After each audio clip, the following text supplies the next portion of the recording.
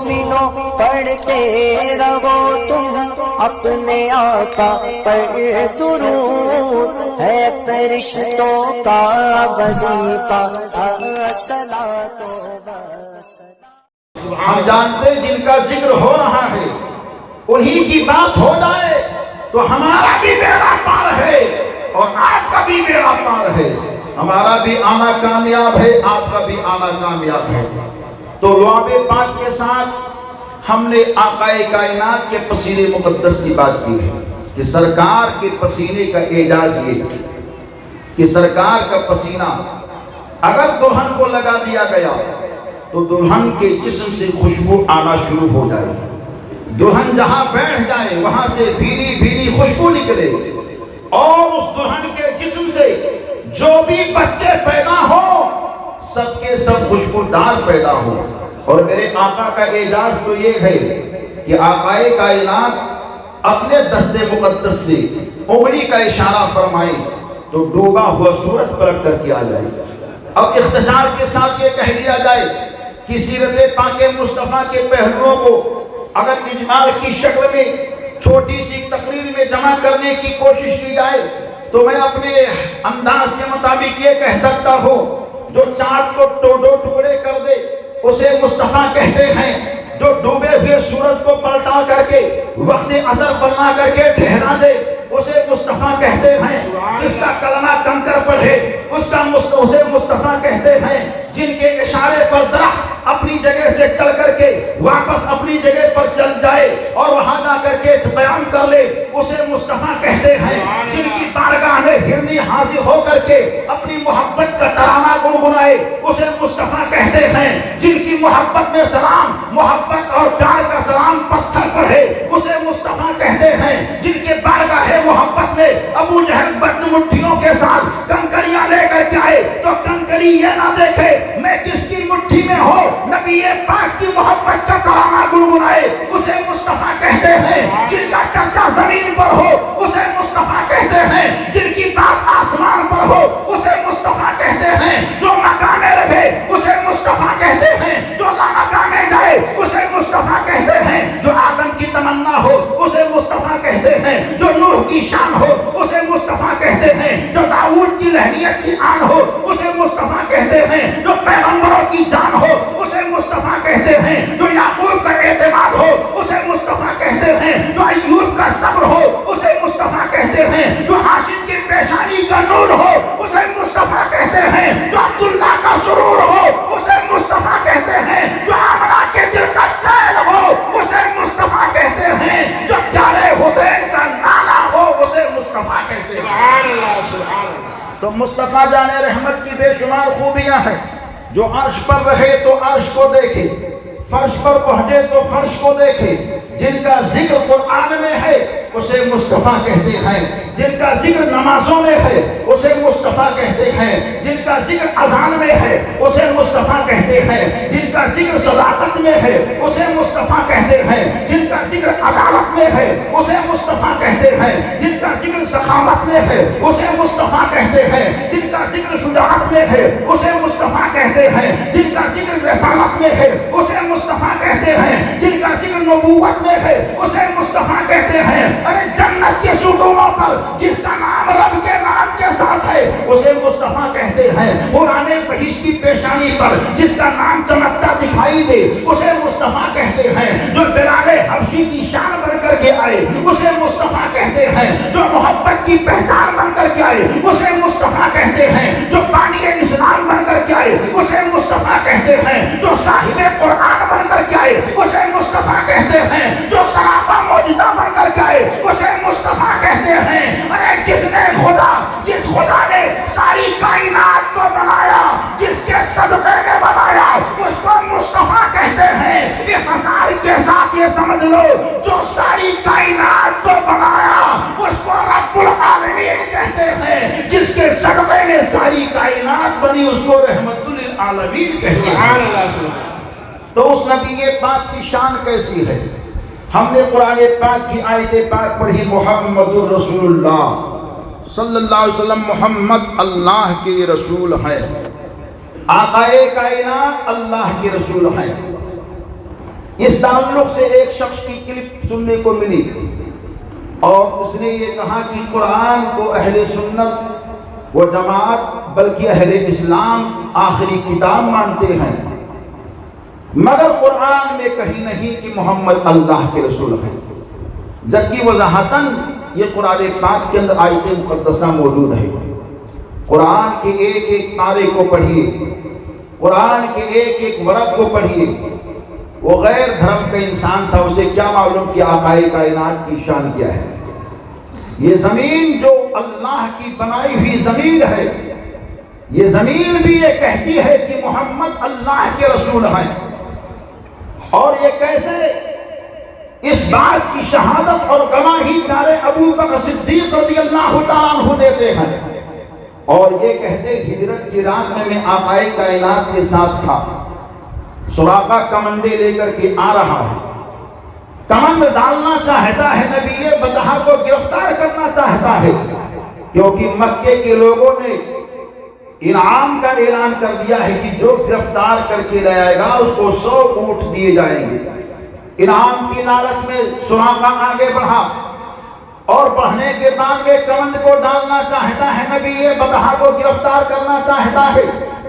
تو اتنے میں پیارے ابو بکر یہ کہتے ہیں کہ میں نے کیا دیکھا کہ آقا کائنات چلتے جا رہے ہیں، چلتے جا رہے ہیں، چلتے جا رہے ہیں، کبھی میں آقا کے آگے، کبھی پیچھے، کبھی دائیں کبھی بائیں۔ عاشق نے کہا اے ابو بکر آگے چل رہے ہو، عرض کرتے اس غرض سے تاکہ دشمن کا وار آگے سے ہو تو پہلے ابو بکر پر ہو، دائیں بائیں چلنے بھی یہی حکمت۔ کہتے ہیں سراقہ پاس میں آ گیا، کمند کو ڈالنا چاہا، میں نے آقا کی بارگاہ میں عرض کی آقا کائنات کہتے ہیں زمین سراقہ کو پکڑ لے، سراقہ کے گھوڑے کو پکڑ لے۔ زمین پر سراقہ کا گھوڑا بڑی برق رفتاری کے ساتھ آ رہا تھا، اس کے پیر زمین میں دھسنے شروع ہو گئے۔ جب پیر زمین میں دھسنے لگے سوچا کہ یہ جو زمین نرم ہوگی، یہ ہوگی، وہ ہوگی، طرح طرح کے خیالات کا اظہار کرنے لگا۔ پھر اس کے بعد میں آقا کائنات کی جانب اس کی توجہ ہوئی تو آقا نے کہا اے زمین چھوڑ دے۔ دوبارہ پھر اس نے تباہ آزمائی کی، پھر میرے آقا نے اشارہ کیا، زمین نے گرفت میں لے لیا۔ گویا کی زمین آقا کائنات کے اشارے پر سب کام کر رہی ہے، اور اس بات کا اعلان کر رہی ہے دنیا کے لوگوں، جس کے اشارے پر میں اپنے آپ کو قربان کر رہی اس کو محمد الرسول اللہ کہتے ہیں۔ سبحان اللہ۔ اور صرف یہی نہیں بلکہ جنگل کے جانوروں کا واقعہ آپ کو معلوم ہے کہ جنگل کے جانور وہ بھی آقا کائنات فخر موجودات کی بارگاہ میں حاضر ہو رہے ہیں۔ ایک دیہاتی آقا کائنات کی بارگاہ میں حاضر ہوا، اپنے اونٹ کو لے کر کے کہا آقا یہ میرا اونٹ بدکتا ہے، بھاگتا ہے، پاگل ہو گیا ہے۔ نبی بطحہ علی سے بے کساں اس کے پاس پہنچے اور اپنے دستے شفقت کو اس کے سر کے اوپر پھیر دیا، پاگل اونٹ بالکل درست ہو گیا۔ آقا ارشاد فرماتے اے اونٹ اب سے بدکنا نہیں، اپنے مالک کی بھرپور بات کو ماننا۔ چنانچہ وہ مالک یہ کہتا ہے پوری زندگی جب تک اونٹ کی تھی میرا وہ اونٹ کبھی بھی میری بے وفائی نہیں کیا۔ گویا کہ اس نے اس بات کا اعلان کر دیا کہ اے دنیا کے لوگوں، اللہ نے ساری کائنات میں ان کو اپنا رسول بنا کر کے بھیجا، اور رسول کی اتباع ہر چیز پر لازم ہوتی ہے۔ رسول بطحہ نے جانور کو کہہ دیا، جانور ان کی گفتگو کو سن کر کے ان کی بات کو تسلیم کر رہا ہے، مان رہا ہے، گویا کہ اشارہ کر رہا کہ یہ اللہ کے رسول ہیں۔ آپ نے بھی کنکری کا واقعہ سنا کہ ابو جہل کی مٹھی میں کنکریاں ہیں،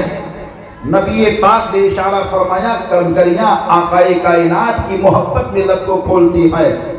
اور کہتی ہے لا الہ الا اللہ محمد الرسول اللہ۔ ابو جہل نے کنکریوں کو پھینک دیا اور کہا آپ کا جادو یہاں بھی چل گیا، لیکن اس کو معلوم نہیں کہ یہ کنکریاں رسول پاک کی رسالت کی گواہی دے رہی ہیں۔ جبھی تو میرے آقا دونوں عالم کے داتا جب مدینہ طیبہ کی جانب جانے لگے، آپ کے صحابہ آپ کے ساتھ ہیں، تو میرے آقا ارشاد فرماتے ہیں مدینہ طیبہ کے راستے میں ایک پہاڑ جب ملا تو علی سے بے کساں یہ کہتے ہیں میرا بچپن تھا میں اپنی ماں کے ساتھ آیا تو اس پہاڑ کے فنا پتھر نے مجھ پر سلام بھی پڑھا، درود بھی پڑھا، مجھ کو سلام بھی کیا، ابھی میں اس کو جانتا بھی ہوں، پہچانتا بھی ہوں، اور اس نے میری رسالت کا اعلان کیا تھا۔ یہ کیا ہے؟ یہ میرے آقا کی عظمت ہے کہ آقا کائنات کی محبت میں دنیا کی ساری چیزیں آقا کائنات کی محبت میں اپنے رب کو کھولا کرتی ہے، اور اللہ نے کتنے کمال اور کتنی خوبیوں سے ہم سب کے آقا کو مالا مال فرما رکھا ہے کہ نبی دو جہاں جب تک مکہ مکرمہ میں تھے،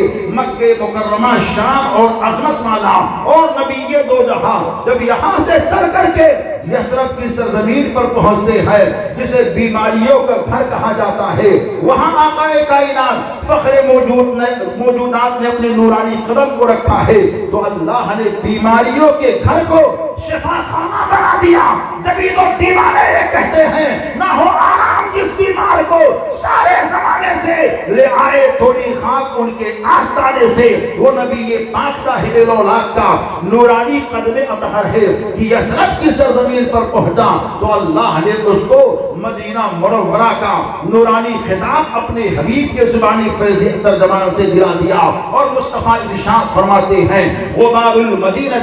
شفاء من کل داء، مدینے کے گرد و غبار میں ہر بیماریوں کی شفا موجود ہے۔ جو بیماریوں کا گھر تھا اس کے گرد و غبار میں اللہ نے اپنے حبیب کے زبان سے شفا کا اعلان کروا دیا۔ ارے جب مدینے کے گرد و غبار میں شفا ہے تو پائے مصطفیٰ کا عالم کیا ہوگا، ذات مصطفیٰ کا عالم کیا ہوگا، شان مصطفیٰ کا عالم کیا ہوگا، عظمت مصطفیٰ کا عالم کیا ہوگا، نکاحت مصطفیٰ کا عالم کیا ہوگا۔ نبی پاک کی محبت میں جبھی تو میرے امام یہ کہتے ہیں جتنے نبی آئے سب خدا کی رضا کو طلب کرتے رہے۔ آدم آئے خدا کی رضا طلب کرتے رہے، نوح آئے خدا کی رضا کو طلب کرتے رہے، دانیال آئے خدا کی رضا کو طلب کرتے رہے، انبیاء آئے خدا کی رضا کو طلب کرتے رہے، رسول آئے خدا کی رضا کو طلب کرتے رہے، غوث آئے خدا کی رضا کو طلب کرتے رہے، ابدال آئے خدا کی رضا کو طلب کرتے رہے، اقطاب آئے خدا کی رضا کو طلب کرتے رہے، مجتہدین آئے خدا کی رضا کو طلب کرتے رہے، مفسرین آئے خدا کی رضا کو طلب کرتے رہے، جتنے بھی لوگ آئے سب خدا کی رضا کو طلب کرتے رہے۔ ایک ہی ذات پوری کائنات کے اندر ایسی ہے کہ ساری کائنات خدا کی رضا کو چاہتی ہے، مگر خدا اس کی رضا کو چاہتا ہے۔ وہ کون سی ذات ہے؟ وہ میرے سرکار کی ذات ہے، آمنہ کے لال کی ذات ہے، دونوں عالم کے تاجدار کی ذات ہے۔ جبھی تو میرے امام کہتے ہیں خدا کی رضا چاہتے ہیں تو عالم، خدا چاہتا ہے رضائے محمد۔ نعرہ تکبیر، نعرہ تکبیر، نعرہ رسالت، عظمت مصطفیٰ، عظمت مصطفیٰ، نعرہ تکبیر، نعرہ رسالت۔ حضرات نبی پاک دونوں عالم کے سرکار کی عظمت اور ان کا تذکرہ